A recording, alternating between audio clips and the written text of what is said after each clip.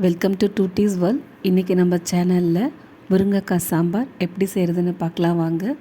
ஒரு கடாயில் 3 ஸ்பூன் எண்ணெய், 1/4 ஸ்பூன் கடுகு, 1/4 ஸ்பூன் பெருங்காயம் போட்டு பொரிஞ்சதுக்கப்புறமா 2 கொத்து கருவேப்பிலை, ஒரு கைப்பிடி சின்ன வெங்காயம் போட்டு 4 பச்சை மிளகாய் போட்டு நல்லா வதக்கிக்கலாம்.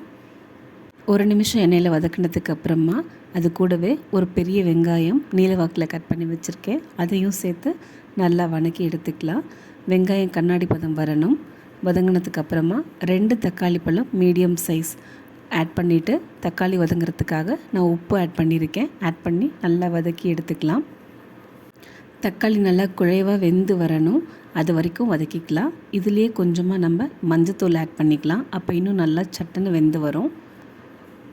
தக்காளி வெங்காயம் வதங்கிறதுக்காக கொஞ்சம் நேரம் மூடி போட்டு வேக வச்சுக்கலாம், அப்போ சீக்கிரமாக வெந்துடும். இப்போ பாருங்கள் நல்லா வெந்து வந்திருக்கு.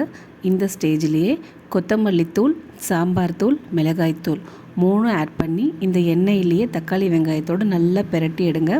எண்ணெயிலே போடும்போது உங்களோட சாம்பாரோட டேஸ்ட் வேறு லெவலில் இருக்கும். நல்லா வதக்கினதுக்கு அப்புறமா இதுலேயே நமக்கு என்ன சாம்பார் காய் வேணுமோ அதை ஆட் பண்ணிக்கலாம். இன்றைக்கி நான் முருங்கைக்காய் எடுத்திருக்கேன்.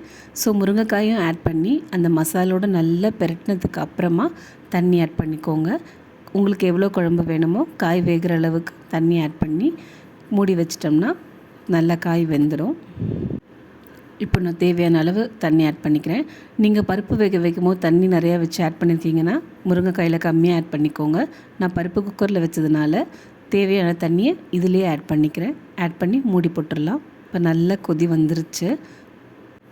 இப்போ நம்ம வேக வச்சுருக்க துவரம் பருப்பில் தான் ஆட் பண்ணிக்கலாம். நான் இன்றைக்கி துவரம் பருப்பு தான் எடுத்திருக்கேன்.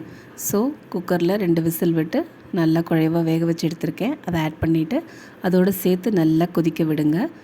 இப்போது ஒரு உருண்டை புளி, சின்ன நெல்லிக்காய் அளவு எடுத்திருக்கேன், அதையும் நான் கரைச்சி வச்சுருக்கேன்.